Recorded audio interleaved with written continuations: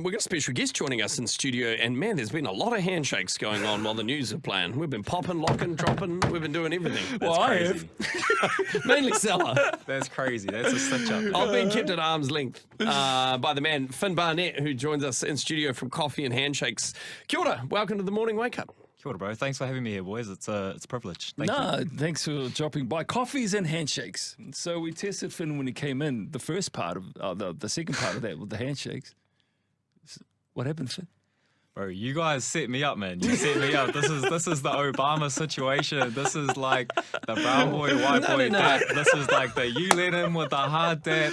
I did. With the arms length. I was just following lead. I had to Following test lead, your strength across all range of handshakes because when me and Seller laugh about this a lot, because depending on who the guest is coming in, sometimes determines how they greet you or shake you hand. We call it getting Obama'd. If you know what that means, you'll understand what we're talking about. Anyway, so Seller, you guys come in. There's a great pop there. There's a switch down to the low. There's the shoulder to shoulder, armor at the pat. You had it all. And then I thought, well, I'm coming totally different approach. I'm going formal business-like, arm extended, rigid, decent medium squeeze on the hand, not trying to dominate, not trying to intimidate, but just solid. Yeah, you had a very good range of handshakes, I think. I feel like I passed both. No, you did. Versatility. Because Bjorn led, and you just obliged with what he led with. 100%. I wasn't going to get in over the the table. Like, he was like 2 meters away. Yeah, very respectful man. Almost reaching. So you might be wondering, why the heck are you going into the depths of handshake theory?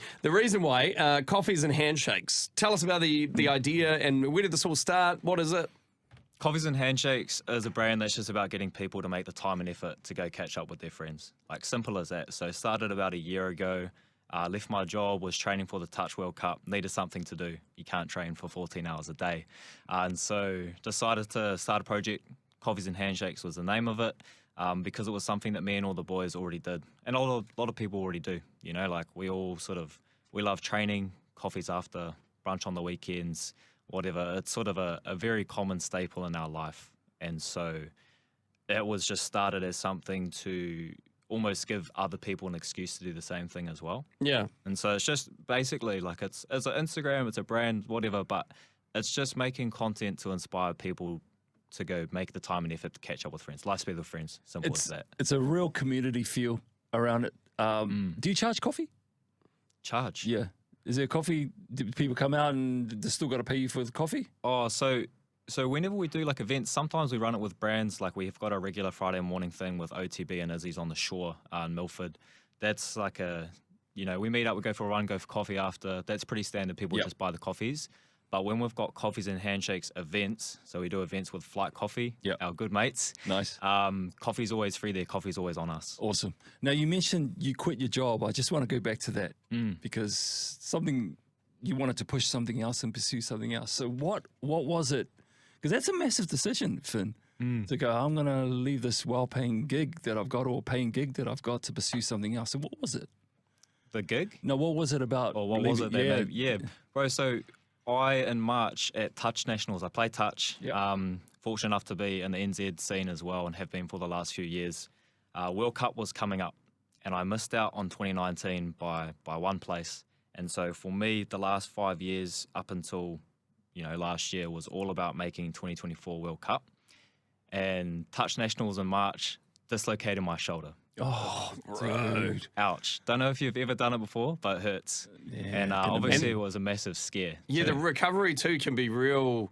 Yeah. If he sometimes comes back real quick, other times can linger or happen again, real quick. Yeah, so it was almost everything taken from me in the last 5 years. And luckily for me, our coach is a doctor. He was there on the scene, put it back in straight away. The recovery was just lucky that I was able to be good for World Cup. But I was sort of sitting there after everything happened and mulling over how I was feeling at work. And I sort of thought to myself, if I want to leave no stone unturned and want to be in the best place for World Cup over the next 3 months, what does that look like? And I sort of thought about working for 40 hours a week versus not working. And that would allow me to, recover better, train better, do more rehab, put myself in the best position. And 10 years from now, I'm always going to look back on that and say, I'm so thankful that I made that decision rather than just the easy route of staying in a job that I wasn't necessarily happy in and wasn't going to let me do what I needed to do. So with that sort of framework in mind and talk to my close ones and my people and my partner, and they all sort of gave me the blessing. And so I left work and then,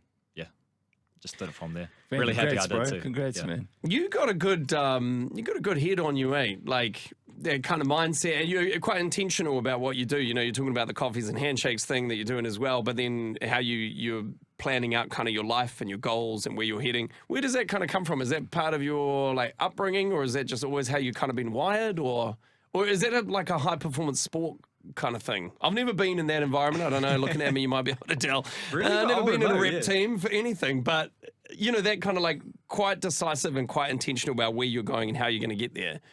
Where does that come from for you? Probably a combination of all of those things, bro. Like, obviously, really blessed to have had a good upbringing and had good people around me, and you know, good school, good education, good mates my whole time, good role models, and then a lot of, you know, I listen to podcasts and read books and stuff, and I've always been very much wired to sort of moving the needle and doing stuff that I think is going to do well for me, rather than just, you know, sort of getting caught up in what everyone else with does. the flow, You know what I mean? Yeah. So, like, for example, quitting a job for a lot of people would be massive. Bro, Yeah, this is huge. why I brought that up. That's exactly why to bring Yeah. it up, right? Because I'm like, most people, it's kind of like, oh, you get into a lane and then you're doing it, and it's like, well, it goes where it goes, and I don't know. Yeah, you get Just caught sort of- up in that, and you're just like, okay, well, that's a massive decision, but then you step back, you're like, why? What matters to me most? Okay, touch matters to me the most. It's the biggest thing in my life. I've worked 5 years to get here, so 10 years from now, would I rather have like worked for 3 months, or would I rather have put myself? And so when you look at it like that as your sort of split or your razor for making a decision, it's just like very easy to do. For some people. Yeah. No, for you, You say that. You just got to for take you- everything else out of it and be like, For you- oh, what matters to me, you know? Yeah, for you, obviously. And, you know, it's a great initiative, Coffees and Handshakes, because I like the purpose behind it, right? Like getting people together, spending time with each other. And I guess the impact for you when you see people do that and engage in what you're trying to do must be really good and rewarding for you. I don't know whether you've received any feedback from people about this gig, or have you? Bro, it's massive. So, Oh, cool. Can you share some of this stuff?